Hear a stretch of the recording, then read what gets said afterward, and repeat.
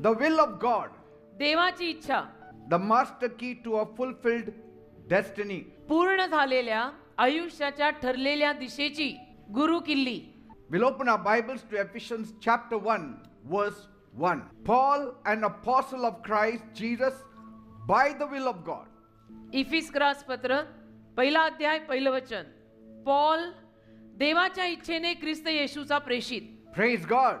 Amen. Paul didn't call himself an apostle. पॉलने स्वतःला प्रेषित म्हणून घेतलेलं नाही. Amen. Amen. God called him an apostle. देवाने त्याला प्रेषित म्हणून हाक मारली. Paul, an apostle of Christ Jesus. म्हणून तो लिहितो, देवाच्या इच्छेने ख्रिस्त येशूचा प्रेषित Paul. See, you can name yourself anything. तुम्ही स्वतःला काहीही नाव देऊ शकता आणि लोकांनाही सांगू शकता की मला या नावाने बोलवा. But God should call you first. पण देवाने तुला पहिलं पाचारलं पाहिजे त्यात. Amen. Amen.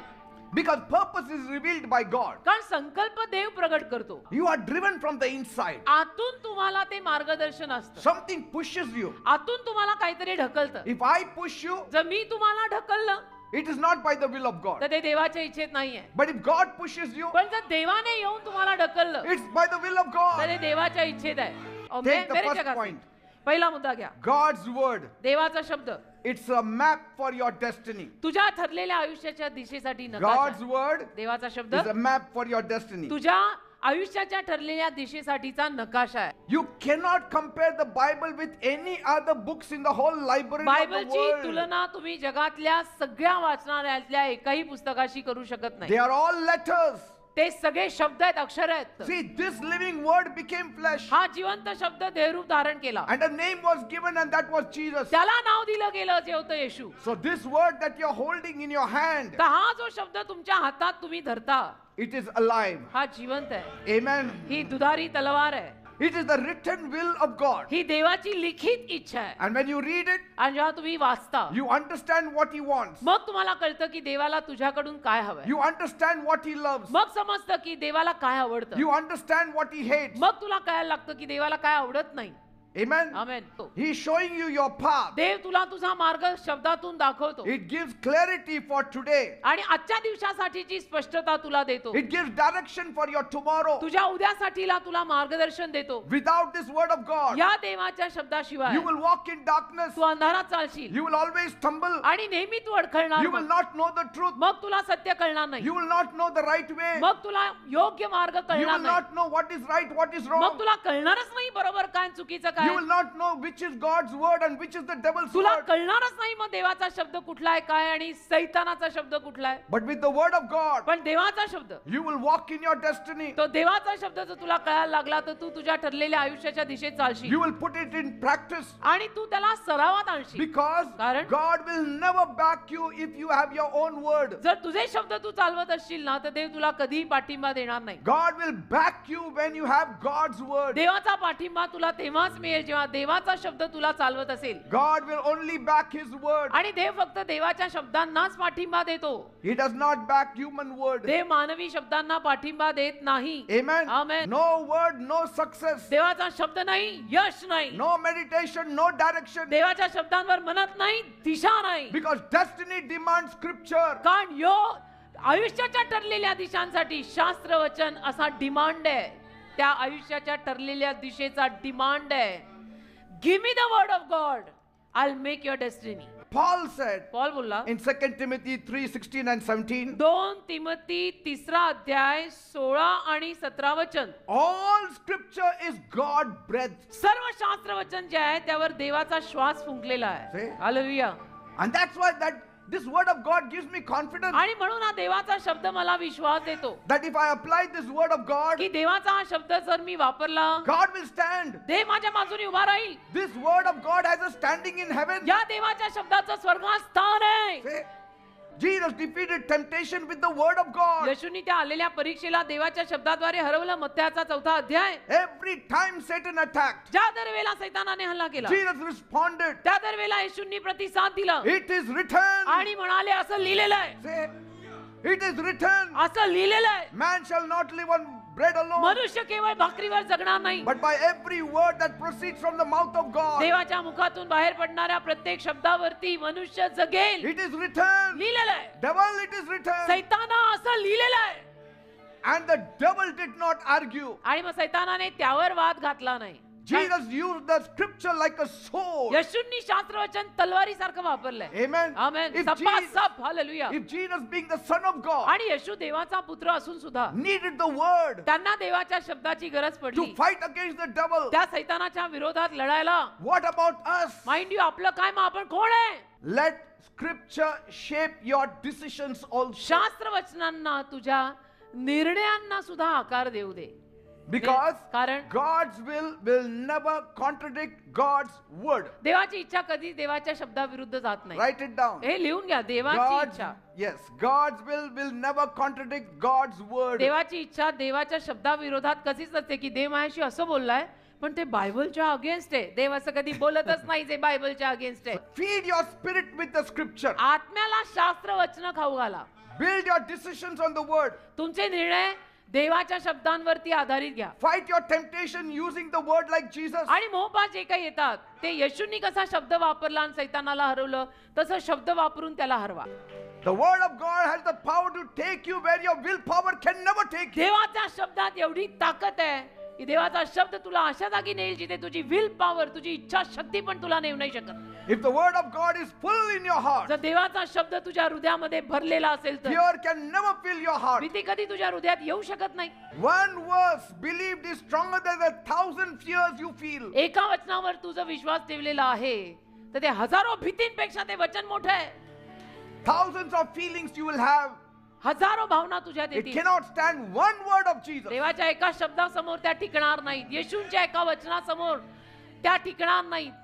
Take the second point. दुसरा मुद्दा घ्या. Discerning God's specific will through the Holy Spirit. पवित्र आत्म्याद्वारे देवाची विशिष्ट इच्छा जाणून घेणे. The word of God is a general will. देवाचा शब्द सगळ्यांसाठी असलेली जनरल इच्छा आहे की सगळ्यांनी प्रेम करा, सगळ्यांनी क्षमा करा, सगळ्यांनी दया करा. Amen. त्याला विशिष्ट कॉलिंग लागत नाही.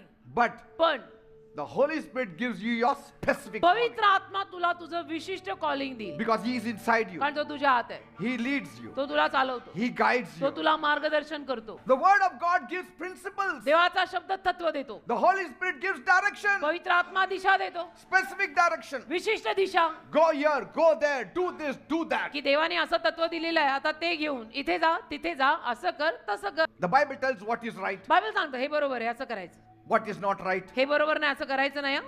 The Holy Spirit tells you what is right for you. पवित्र आत्मा तुझ्यासाठी काय बरोबर आहे ते सांगेल. Because what is right for your neighbor cannot be right for you. कारण तुझ्या शेजाऱ्यासाठी जे बरोबर आहे ते कदाचित तुझ्यासाठी बरोबर ठरणार नाही. Now, Paul all his life was reading the Bible. Paul आयुष्यभर बायबल वाचत होता. He knew the Bible inside out as the Paul- back of his hand. पॉलला बायबल आतून बाहेरून तोंडपाड होतं.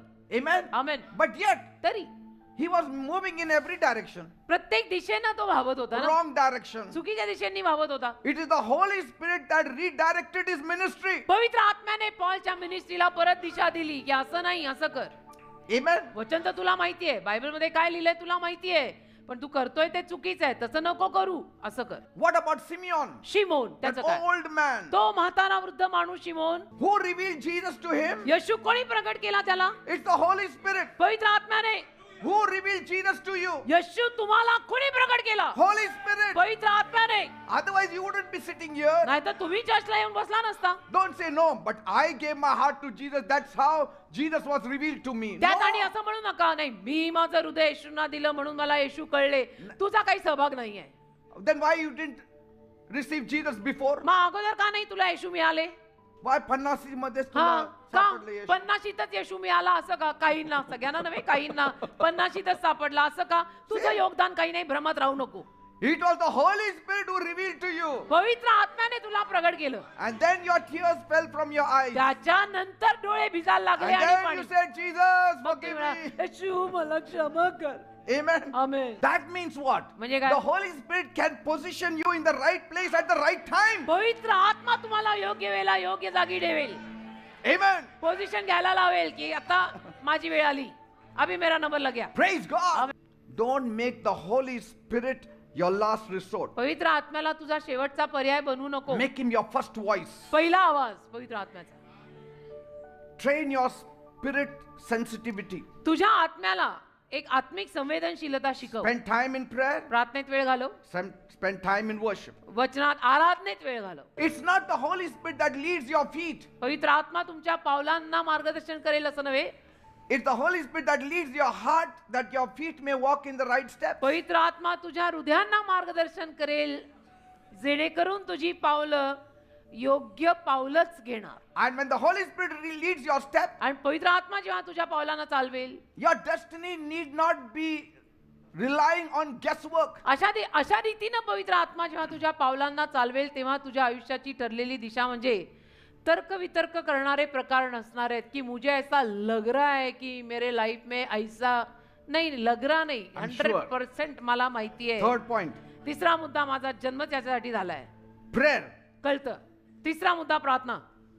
And prayer is a compass that reveals God's will for आणि you. प्रार्थना हे कंपस आहे जे देवाची इच्छा आपल्याला प्रगट करतं. We all know Jeremiah 33:3. आपल्याला सगळ्यांनाच इर्मिया 33:3 माहिती आहे. Call to me आपल्याला तोंडपाठ आहे लिटरली की मला हाक मार, and I will answer you मी तुला उत्तर देईन and show you great and mighty आणि things. तुला ग्रेट महान गोष्टी दाखवीन. Amen. Amen. And so to seek God's will through prayer means तर देवाची इच्छा प्रार्थना करून शोधणे म्हणजे you talk to God sincerely every day. प्रामाणिकतेनं देवाशी रोज बोला. Prayer is communication with the Heavenly प्रार्थना Father, म्हणजे स्वर्गीय बापाशी संवाद, the संभाषण. place where God reveals जिथं देव आपल्याला प्रगट करतो His heart concerning your life. त्याचं हृदय तुझ्या जीवनासाठी. Amen. Amen. Prayer is not trying to change God's mind. प्रार्थना देवाचं मन बदलायचा प्रकार नाहीये की मी ना प्रार्थना करून देवाचं मनच बदलून No, टाकीन no, आता no, no. की मला जे हवंय ते मिळूनच राहील, असं नसतं. ते असं नसतं. So you can never change God's mind. देवाचं मन तुम्ही कधी बदलू नाही शकत. You have to align yourself with God's plan. तुम्ही देवाच्या योजनेमध्ये स्वतःला अलाइन करून ठेवायचं Nevertheless, you said, nevertheless, not my will, but let your will be आणि done. म्हणायचं शेवटी तरी माझी इच्छा नाही, तुझी इच्छा पूर्ण कर. It should be hallelujah. a prayer of hunger, अशी प्रार्थना की a मी prayer तुझ्या of विना thirst, भुकेला, मी तुझ्या विना तानेला मी a मरेन. prayer of pursuit. तुझ्या शिवाय देवबापा माझं जमत नाही, मला होत नाही, मला तू लागतो, तू माझा आहे, मला बोल. If you pursue God, देवा मागे जर असं लागलात ना, you will never miss His will for your त्याची life. इच्छा कधी तुझ्याकडनं राहून नाही जाणार की अरे मेरे से होया ही नहीं हो रही है, ऐसा रह नहीं The जाता. God you seek in private, खाजगी तुझ्या जीवनात जेव्हा तू देवाला शोधशील He will reward you in public. तो तुला पब्लिक समोर त्याचं प्रतिफळ देईल. People seek God in public, पण लोक काय करतात, पब्लिकच्या समोर प्रार्थना खूप करतात and that's why only the four walls know them. म्हणून फक्त 4 भिंतीच त्यांना ओळखतात.